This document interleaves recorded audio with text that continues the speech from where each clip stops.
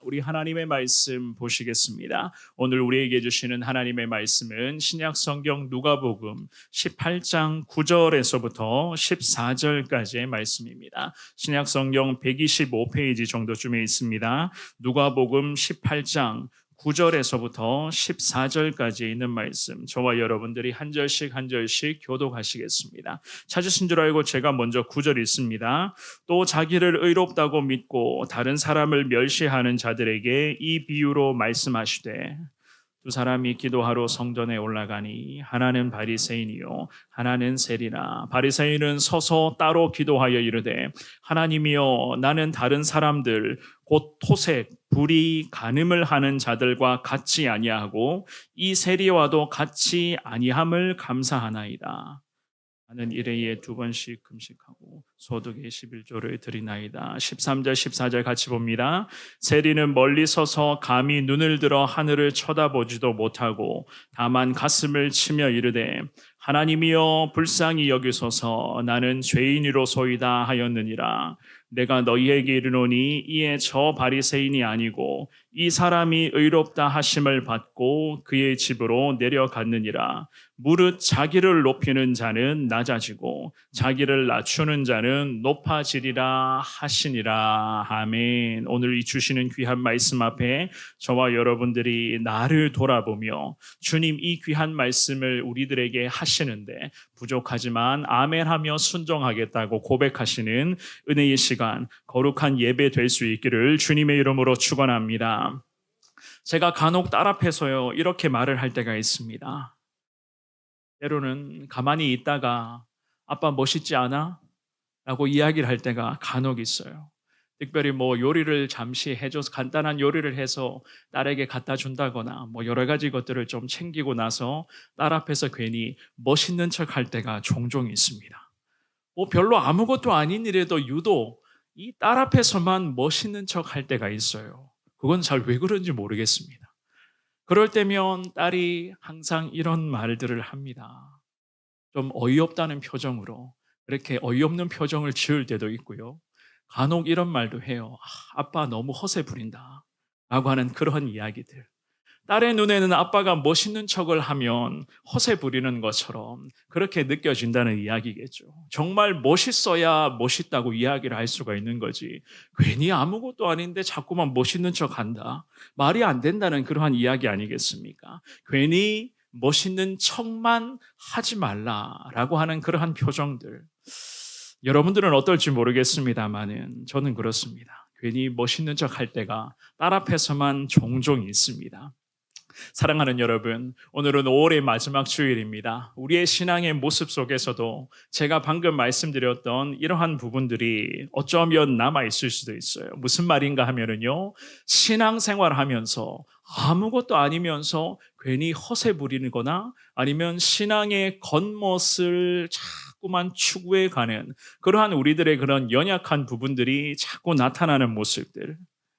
이제 5월의 마지막 주일입니다. 어느덧 이제는 무더운 여름이 우리를 기다리고 있는 그 시점 속에 있습니다. 시간이 참 빠르다, 그렇게 생각이 되는 그러한 시기 아니겠습니까? 빠른 속도로 흘러가는 세월 앞에서 저와 여러분들의 신앙생활의 전반적인 부분들을 좀 더 꼼꼼하게 돌아보시되 내 자신을 하나님 앞에서 모든 것 다 내려놓으며 하나님 말씀 앞에 나를 한 번 더 비추어 보시며, 혹여라도 신앙생활하면서 괜히 멋있는 척 했었던 그러한 연약함이 없는가, 괜히 신앙생활의 현장에서 겉멋에 취해 있는 그러한 부분이 없는가, 오늘 주시는 이 귀한 말씀을 통해서 나를 돌아보시며 하나님 부족하지만 주시는 말씀을 통하여 더 주님 앞에 겸손한 신앙인 되기를 원합니다. 주님께 오늘 이 귀한 예배 시간에 그렇게 기도하시면서 더 주님의 귀한 은혜만을 사모하시며 정말로 멋있는 신앙인으로서 늘 승리할 수 있기를 다시 한번 주님 이름으로 축원합니다. 첫 번째입니다. 자기만 드러내기를 원하는 자가 겉멋에 취한 종교인들입니다. 자기만 드러내기를 원하는 자들이 겉멋에 취해 있는 종교인이다. 오늘 이 본문의 말씀에서 우리 예수님께서는 바리새인들과 세리의 기도를 언급을 하시면서 과연 말씀의 제목처럼요, 겉멋에만 취해 있었던 종교인들과 겸손하게 항상 하나님 앞에서 진실된 모습으로 신앙생활 제대로 하고 있었던 신앙인들의 모습을 비교하면서 과연 오늘의 시대 속에 예수님의 자녀로 살아가기를 늘 원하고 있는 우리가 이 주시는 말씀을 통해서 우리에게는 무엇이 부족한가? 또한 우리에게는 어떠한 부분들이 좀 더 열심으로 이어져야만 할 것인가? 우리가 과연 신앙생활의 전반적인 부분에서 어떤 부분에 좀 더 집중해야 될 것인가? 오늘 이 말씀을 통해서 예수님께서는 우리들에게 분명하게 가르쳐주고 계십니다. 특별히 우리 예수님은요, 오늘 본문에서 뿐만 아니라 복음서의 전체적인 그런 말씀을 잘 보시면 바리새인들의 이야기를 종종 언급하셨습니다. 그 바리새인 무리의 이야기를 하신 이유는요, 그 바리새인들이 가지고 있었던 독특한 모습들이 지금의 시대에 교회들 안에서도 그리고 많은 신앙인들의 삶의 현장 속에서도 물론 그렇게 의도는 하지 않았지만 이러한 바리새인적인 모습들이 비일비재하게 나타나고 있기 때문이었습니다. 특별히 교회라고 하는 이 공동체 안에서 성도들의 신앙적인 모습을 잘 살펴보면 여전히 이러한 모습들이 두드러지게 나타나고 있어요. 자기만을 의롭다고 생각하는 모습들.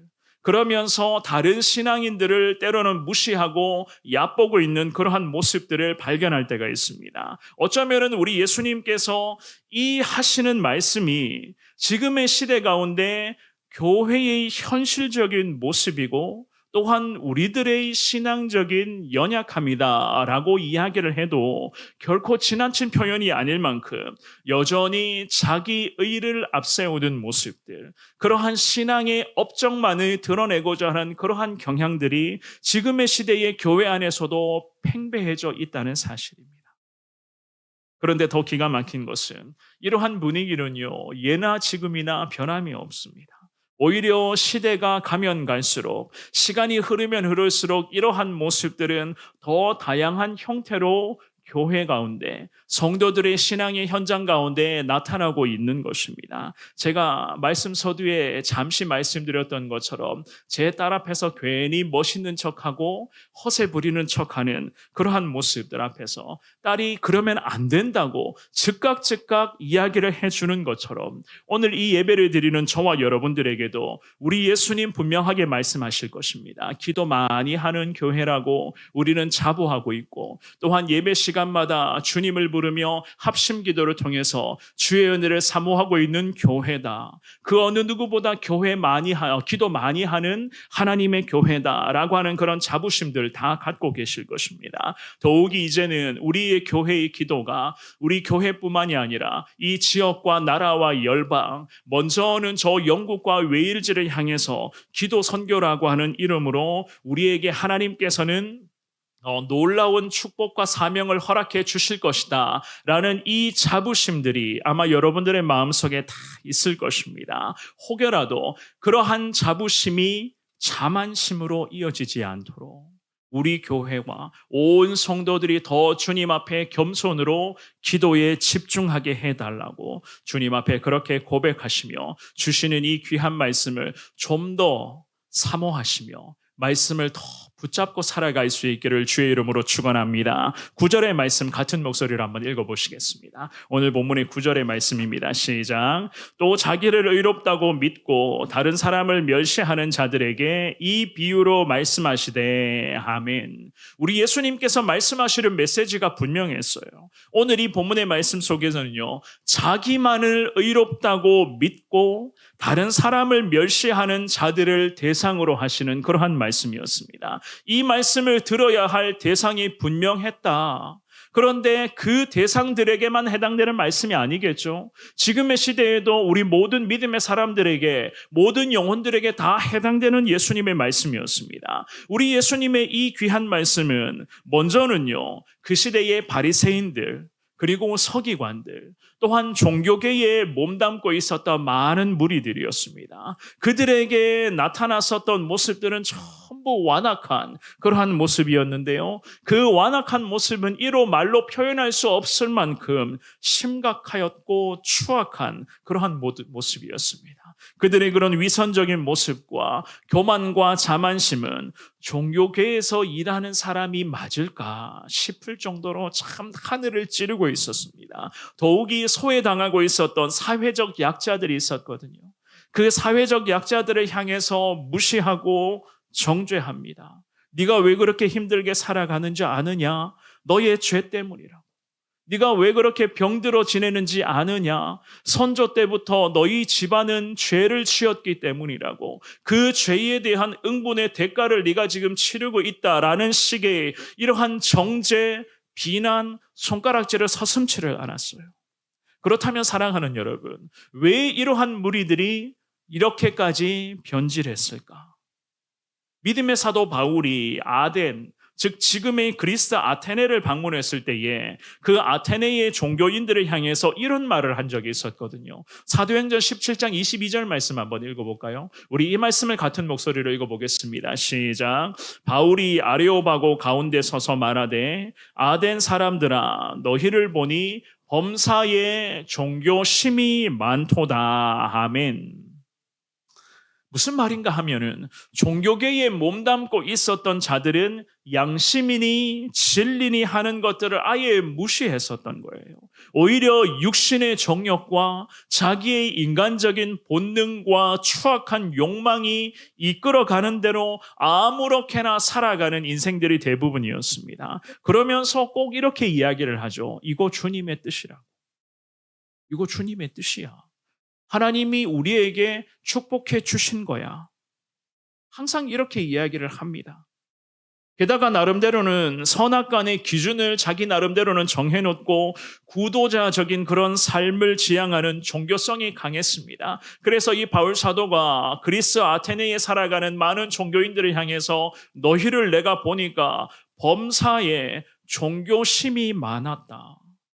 전부 종교적인 마인드라는 거예요. 이러한 무리들, 이러한 두 부류가 예수님 시대에도 바울 시대에도 그 종교계에 몸담고 있는 무리들은 꼭 이러한 분위기 속에 있었던 것이었습니다. 그러니 종교적인 독선이요, 말로 할 수 없을 만큼 심각했습니다. 자꾸만 자기만을 드러내고자 하는 그런 모습들, 자기의 업적만을 강조하고 있었던 그러한 종교적인 독선들, 그 종교적인 모습에 대해서 우리 예수님이 어떤 말씀을 하셨죠? 오늘 본문의 11절의 말씀을 같이 읽어보시겠습니다. 본문으로 가서 11절의 말씀, 자 시작. 바리새인은 서서 따로 기도하여 이르되 하나님이여 나는 다른 사람들 곧 토색 불의 간음을 하는 자들과 같이 아니하고 이 세리와도 같이 아니함을 감사하나이다. 아멘. 우리 예수님이 이러한 무리들이 있다는 말씀을 비유로 설명을 쭉 하고 계셨습니다. 당시의 시대 유대인들은 그랬습니다. 하루 3번 기도하였거든요. 오전 9시와 낮 12시와 그리고 오후 3시라는 이 시간, 기도 시간을 정해놓고 매번 빠지지 않고 꼬박꼬박 기도하는 습관이 있었습니다. 그런데 그들은 기도하러 가급적이면 항상 성전으로 갔었습니다. 성전은요, 당시에 동쪽, 서쪽, 남쪽이 골짜기로 가득 둘러싸여 있었던 그러한 언덕 위에 자리 잡고 있었던 성전이었습니다. 이곳에서 보통의 유대인들은 유대인들만의 뜰에서 기도를 했었거든요. 더욱이 그들은 개인 기도를 위해서 편리한 시간을 택하여서 성전으로 가곤 했습니다. 그곳에서 그들의 기도하는 모습에 대해 오늘 본문의 11절 말씀에서 예수님은 이러한 비유를 설명을 하시죠. 서서 따로 기도하였다. 11절의 서두에 보면 서서 따로 기도하였다. 이 간단한 표현에는요, 바리새인들만의 위선적인 모습과 교만함의 모습이 가득 차 있었다는 것을 우리 예수님이 분명하게 지적하셨던 것이었습니다. 서서 기도했다는 것은 성전에 서 있는 상태로 기도하는 그들만의 독특한 기도의 모습이었습니다. 서서 기도한다는 것은요, 마음속 깊은 곳에 진실함을 가지고 진정성 있는 그러한 기도를 올려드린 것이 아니었습니다. 마치 이런 거예요. 하루 3끼 우리가 식사를 매번 꼬박꼬박 해야 되는 것처럼 습관에 얽매여져 있는 형식적인 이벤트가 바로 이 본문의 11절 말씀에서 예수님이 지적하시는 바리새인들의 서서 기도하는 습관이었습니다. 감히 기도를요, 이벤트 삼고 있었습니다. 자기를 드러내고자 하는 그러한 도구로서의 기도를 사용을 하고 있었어요. 기가 막히지 않습니까? 또한 따로 기도했다는 것도 마찬가지였습니다. 다른 사람들과는 떨어져서 혼자 있는 상태로 기도했다는 그러한 말씀이었거든요. 이것은 바리새인들이 기도 중에 다른 사람들, 곧 토생, 불의, 간음을 하는 자들, 또한 그곳에 함께 있었던 그런 세리와는 같지 않다. 우리는 저 사람들과 같은 자리에 있을 수가 없습니다. 자기들만의 그러한 정체성을 드러내고자 하는 가시적인 표현이었습니다. 그들이 이야기를 하잖아요. 간음과 토색이라고 하는 건 10계명의 7계명, 8계명과 다 연관되는 것이었거든요. 더욱이 토색이라고 하는 것은 돈이나 물건을 억지로 달라고 하는 그런 행위를 토색이라고 그렇게 읽었습니다. 전부가 다 자기를 드러내고자 하는 그런 가식적인 모습이었어요.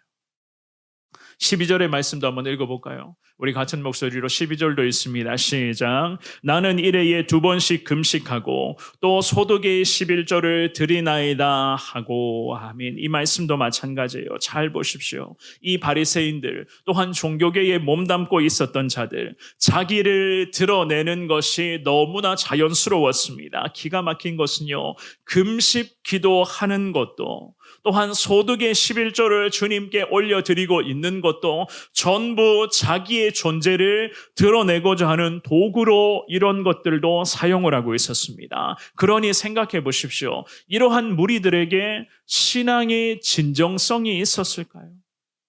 과연 예수님 사랑하고자 하는 그 간절한 마음이 있었을까요? 자기만을 드러내고자 하는 독선과 아집으로 가득 차 있었던 것이었습니다. 소득의 11조를 드리지 않습니까? 라고 하는 이 12절 말씀의 하반절의 이 구절은요, 좀 전에 읽어보셨던 11절 말씀의 하반절의 말씀과 연관되는 거예요. 이 세리와 나는 똑같이 않습니다. 그러면서 12절로 와서는 나는 소득의 11조도 빼먹지 않고 주님께 올려드리고 있지 않습니까? 특별히 11조 생활을 언급하면서 굳이 세리와 비교를 하고 있죠. 그렇죠? 그렇게까지 했었던 이유가 있었겠죠. 그죠? 맞습니다. 이런 생각이에요. 나 이렇게 헌금도 꼬박꼬박 하나님께 바치고 있으니 하나님이 내게 보답해 주셔야 됩니다. 하나님을 마치 은행장인 것처럼 대하며 하나님께 이런 식의 요구를 쏟아내고 있었어요. 내가 헌금을 하나님께 맡겼잖아요. 그러니 이제는 이자 충분히 쳐서 다시 내게 돌려주셔야 됩니다. 사랑하는 여러분, 바리새인들의 이러한 모습을 보시며 어떤 생각 드십니까? 어떻게 생각하십니까? 이러한 모습들은 썩어빠진 종교인들의 전형이었거든요. 당장의 11조만 해도 그렇습니다. 11조 생활을 축복을 얻기 위한 수단으로, 자기를 드러내기 위한 그러한 수단으로 사용을 합니다. 게다가 11조 헌금은 하나님께 바쳐드리는 조건부의 그런 뇌물이라고도 그렇게 여기고 있었던 저들이었습니다. 기억하셔야 돼요. 11조 생활도 마찬가지입니다. 이 11조 생활은 택함받는 하나님의 자녀라며 마땅히 창조주이신 하나님께 우리 피조물들이 자발적으로 하나님께 드려야 하는 내 신앙의 거룩한 표시가 되어야 되는 거예요.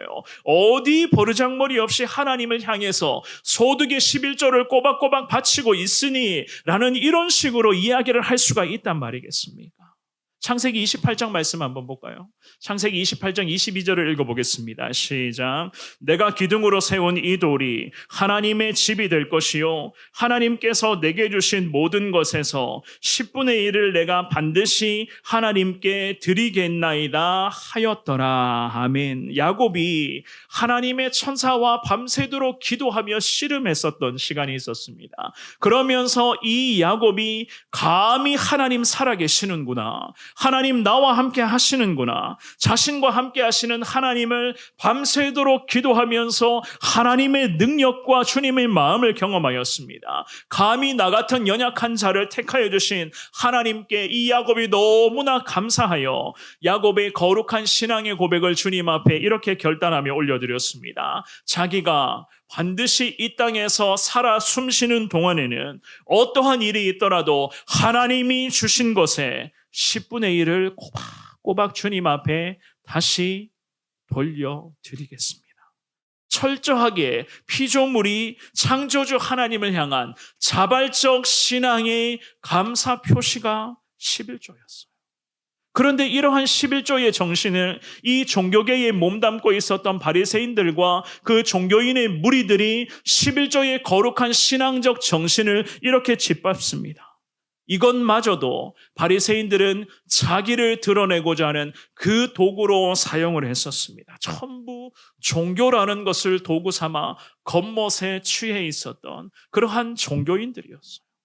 사랑하는 여러분, 하나님께서는 우리의 기도를 반드시 응답하시는 살아계신 하나님이신 줄 믿습니다. 앞으로도 우리 모두의 기도에 은혜를 더하여 주시고 저와 여러분들의 삶을 계속해서 믿음의 길 위에서 승리의 영광을 누릴 수 있도록 우리를 분명하게 인도하여 주실 줄 믿습니다. 믿음의 사람들이 올려드리는 간절한 기도, 특별히 겸손한 신앙인들이 올려드리는 기도를 하나님은 지금도 기다리고 계시는 하나님이십니다. 우리 하나님은요, 기억하셔야 돼요. 모든 기도에 다 응답하시지는 않습니다.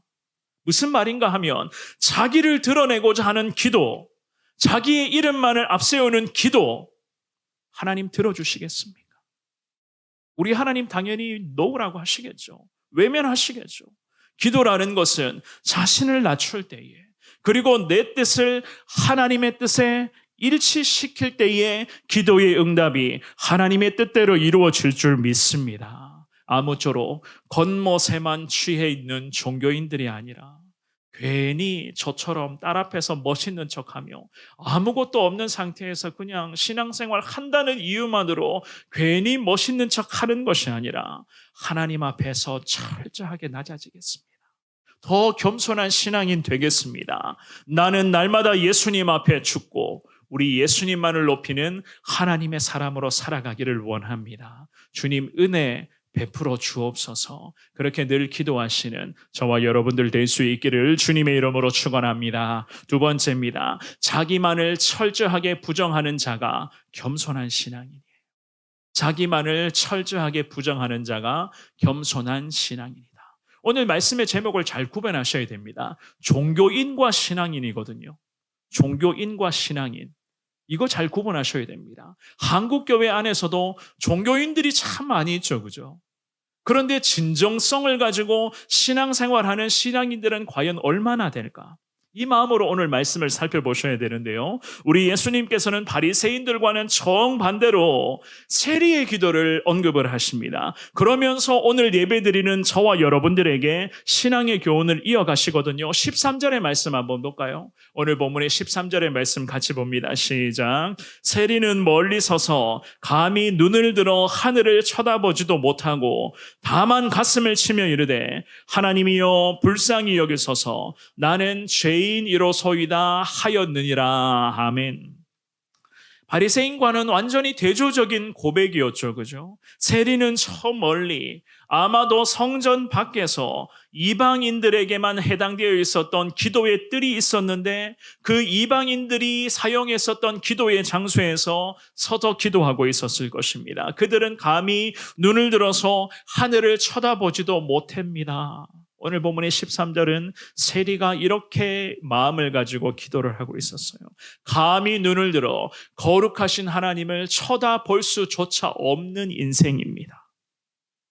보통은 유대인들이 기도를 할 때에 하늘을 우러러보며 기도하는 그런 자세를 취하거든요. 양손을 이렇게 두 팔을 벌려서 저 하늘을 보며 항상 이렇게 기도하는 그러한 모습들, 아마도 여러분들 TV나 영화를 보면서도 간혹 보셨을 것입니다.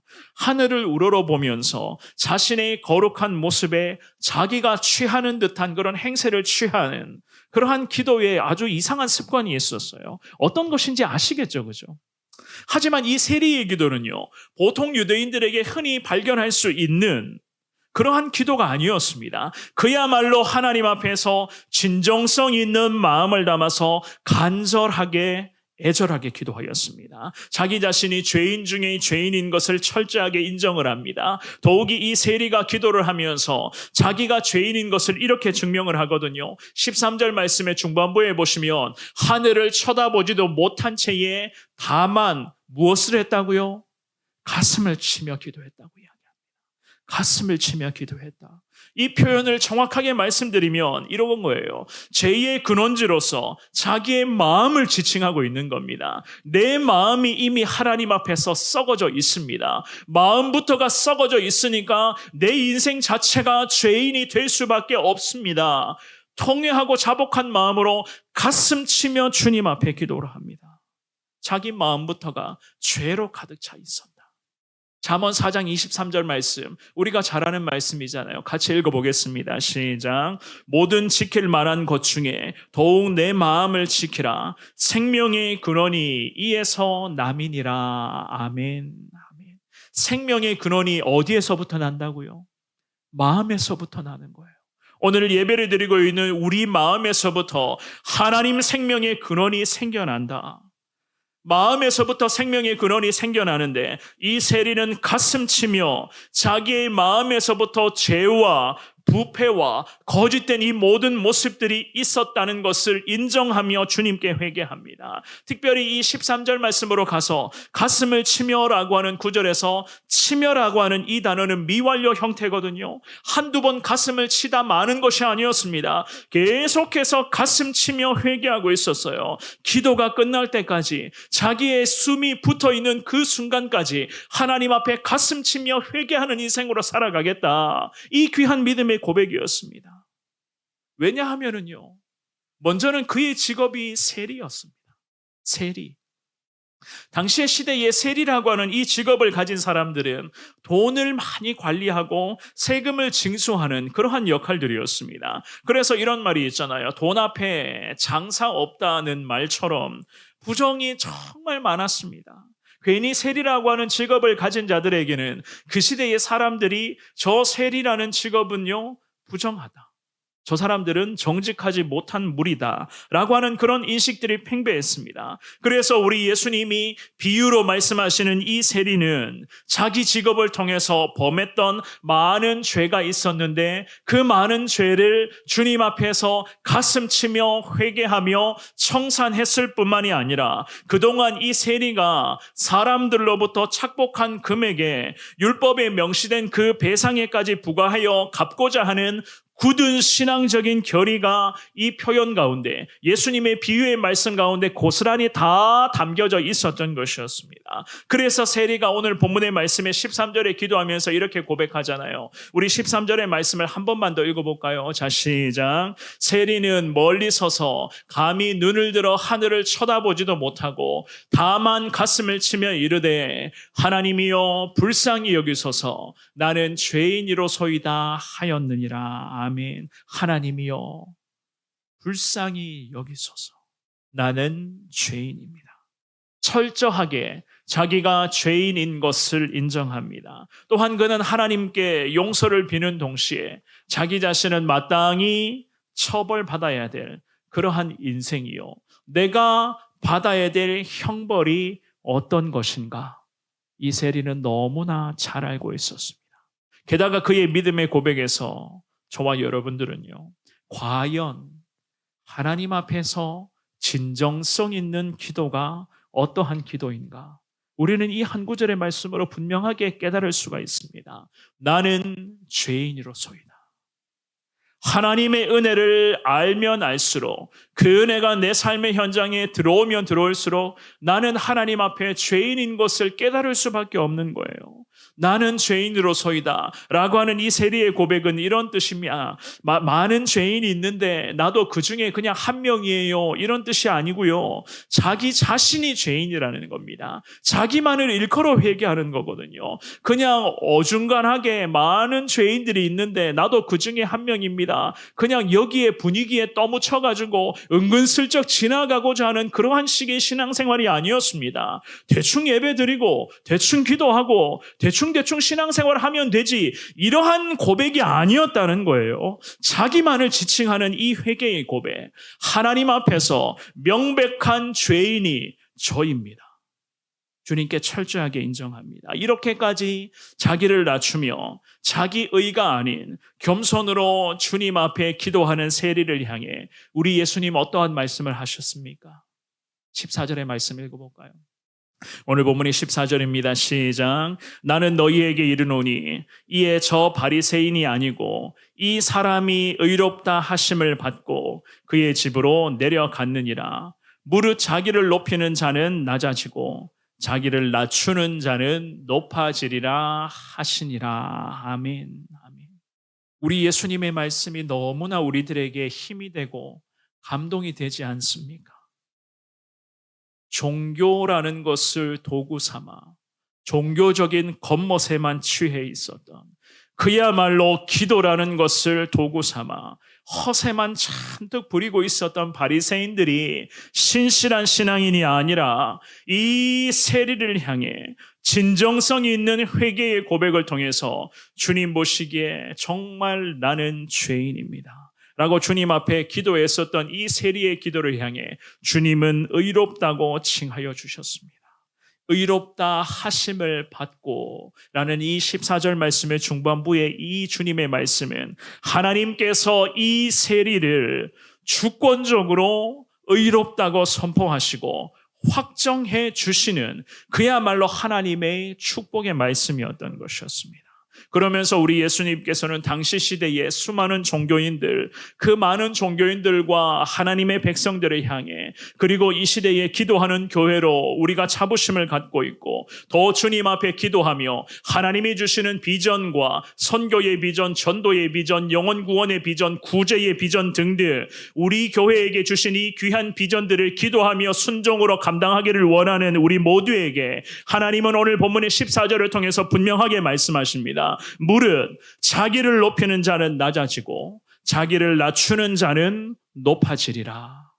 이 주님의 말씀이 우리 교회를 향해, 우리 모든 성도들을 향해 주시는 하나님의 말씀인 줄 믿고 확신할 수 있기를 축원합니다. 인간이 높아지고 낮아지면요, 인간 스스로의 능력에 의한 것이 아닙니다. 어디까지나 배후에서 늘 역사하시는 하나님의 은혜로 이루어지는 것임을 오늘 말씀에서 저부터 그리고 여러분 모두가 깨달을 수 있기를 다시 한번 축원합니다. 그러므로 저와 여러분들은 겸손하게 하나님을 하나님으로 인정하며 제대로 된 기도자의 삶을 우리가 살아가야만 한다는 사실이겠죠. 게다가 하나님의 뜻에 따라서 늘 기도할 때에 이 고백 올려드리시자고요. 나는 죄인입니다. 나는 하나님 앞에서 죄인인 것을 철저하게 인정하시며 선하신 하나님의 인도하심에 내 모든 삶을 맡겨드리며 그럼에도 겸손으로 순종하겠다고, 하나님 내 힘으로 하는 것이 아니라 오직 나와 함께 하시는 하나님의 은혜로 가능한 줄 믿습니다. 이 고백을 여러분들이 날마다 주님 앞에 기도로 올려드리시기를 바랍니다. 사랑하는 여러분, 지금까지 바리새인들의 기도하는 모습과 자기를 드러내고자 하는 그런 모습을 지켜보다가 세리의 기도하는 고백을 보니까 이 세리의 기도하는 모습을 보면서 어떤 생각 드십니까? 이 5월의 마지막 주일 2부 예배에 참석하신 여러분들, 과연 이 두 부류의 기도하는 모습을 보며 우리가 과연 어떻게 기도해야 될 것인가? 오늘 말씀을 통해서 분명히 여러분들이 다시금 깨달았을 것입니다. 이 말씀을 준비하면서 사실 저는 그랬습니다. 특별히 세리의 신앙 고백에 우리 예수님의 화답하시는 이 말씀을 보면서 정말로 속 시원하다라는 그 생각을 했었거든요.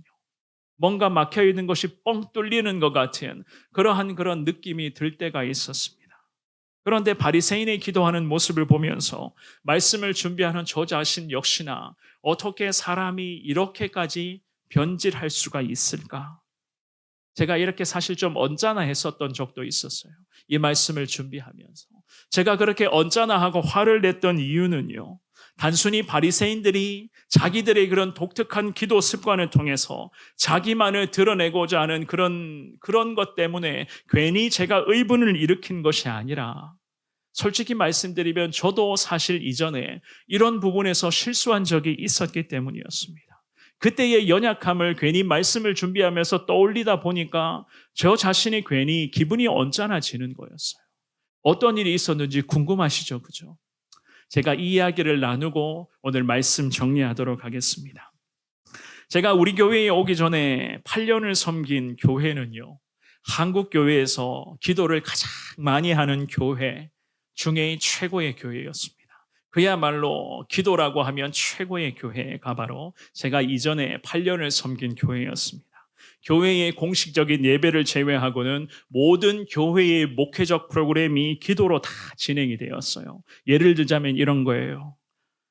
70일 강단 철야 기도, 40일 새벽 기도, 40일 금식 기도, 150일 강단 철야 기도, 700일의 기도.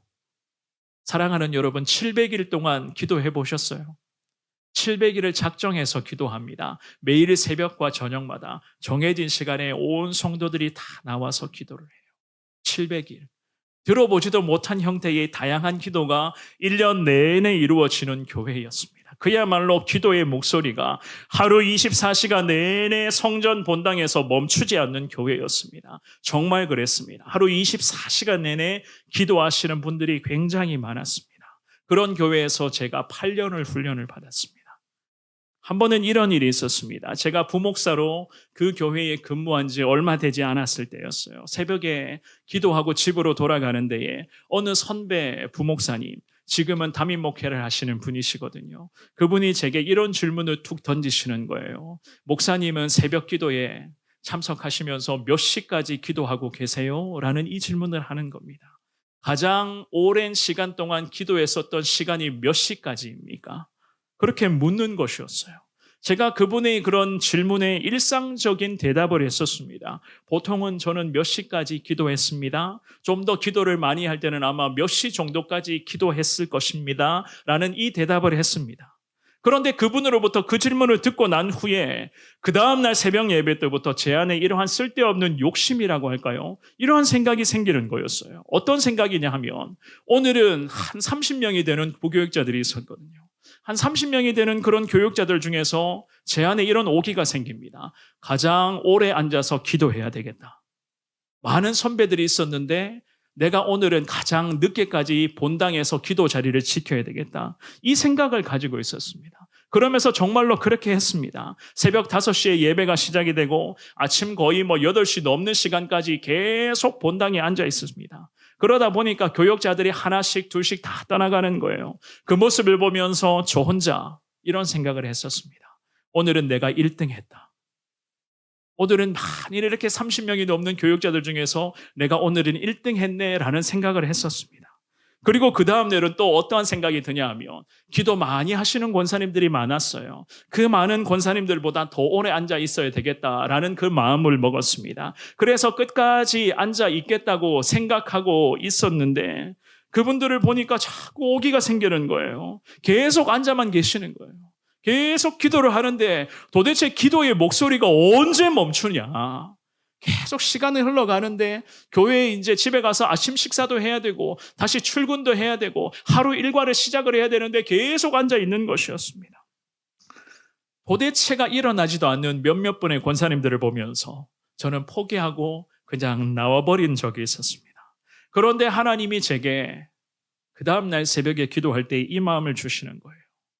기도가 목회자와 성도 사이에 경쟁하는 도구인가? 기도가 너의 신앙적인 업적을 채워가는 데에 도구로 사용해서 되겠는가라는 그 마음을 제게 주셨습니다. 정말 그랬습니다. 교역자들과의 그런 제 나름대로의 기도의 경쟁들, 그리고 기도하시는 그런 권사님들과의 그런 기도의 경쟁을 혼자서 하다 보니까 그분들은 아무것도 아닌데 저 혼자서 그런 쓸데없는 경쟁을 벌이다 보니까 개인 기도가 도대체 집중이 안 되는 거예요. 도대체 기도에 집중할 수가 없었습니다. 왜냐하면은요, 그분들이 언제까지 기도하실지, 도대체 몇 시까지 기도하시는지, 그분들의 기도 시간도 나름 체크해야 되고, 언제까지 앉아 있는지, 누가 이때까지 앉아 있구나, 나는 이것보다 더 오래 앉아 있어야 되겠지라는 이 생각을 하니까 도대체 기도에 집중이 안 되는 겁니다. 어느 목사님은 몇 시까지 기도하시더라, 어느 권사님은 몇 시까지 기도하시고 본당을 떠나시더라, 우리 담임 목사님은 몇 시까지 기도하시네, 이런 별 쓸데없는 생각까지 다 하는 거예요. 그러니 제가 온전히 하나님과의 시간을 집중할 수 있었겠습니까? 다른 사람의 기도에 신경 쓰다 보니까 누가 몇 시까지 기도하고 언제까지 기도하는지 그것만 몰두하니까 정작 제 기도를 올려드리지를 못했던 것이었습니다. 기도에 집중이 안 되니까 영이 메말라 갑니다. 교역자가, 목회자가 영이 메말라 가니까 어떻게 되겠습니까? 저의 연약함을 깨닫고 주님 앞에 이 깨달음과 함께 당장 회개하며 그때부터 주님 앞에 이렇게 다짐합니다. 기도로 허세 부린 제 모습이었습니다.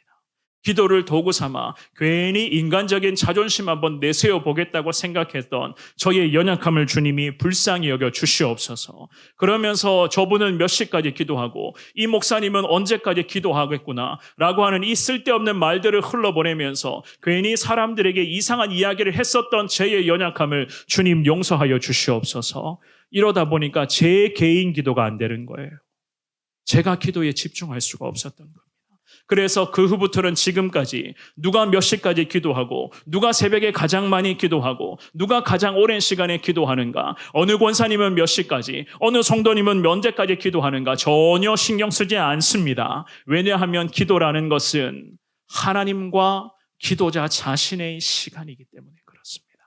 기도라는 것을 도구 삼아 기도를 통해서 신앙의 의롭다함을 추구했었던 저의 연약함을 철저하게 고백하며 주님 앞에 그때 결단하였습니다.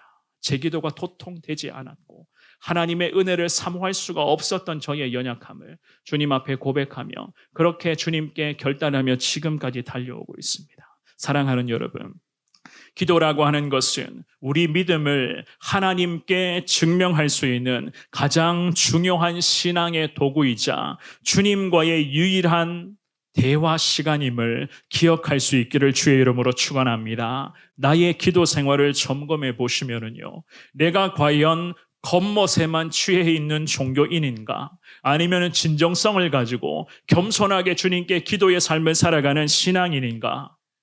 나의 기도 생활을 돌아보시면 금방 알아차릴 수 있습니다. 누가 몇 시까지 기도했고, 누가 언제까지 기도 생활하고, 누가 새벽 예배 잘 참석하고, 누가 기도회에 잘 참석하는가, 여기에만 몰두하는 것이 아니라 과연 기도를 통해서 내가 믿음의 사람 그 세리처럼 하나님 앞에 내가 정말 죄인입니다, 내가 하나님 앞에 죽어야 마땅할 죄인입니다 라고 하는 그 마음으로 주님께 기도하고 있는가, 그렇게 신앙생활하고 있는가를 점검해 보시기를 바랍니다. 그리하여서 겉멋에만 취한 종교인이 아니라 하나님, 지금부터는 진정성을 가지고 신실하게 겸손하게 기도하는 거룩한 신앙인 되기를 원합니다. 주님 앞에 그렇게 고백하시며 항상 내가 죄인입니다, 내가 주님께 죄인이요, 하나님 앞에 죽어서 마땅해야 될 죄인 중에 괴수입니다. 이 믿음의 고백을 저와 여러분들의 신앙 고백으로 삼아서 평생 하나님 앞에서 겸손한 신앙인으로 승리할 수 있기를 주님의 이름으로 축원합니다.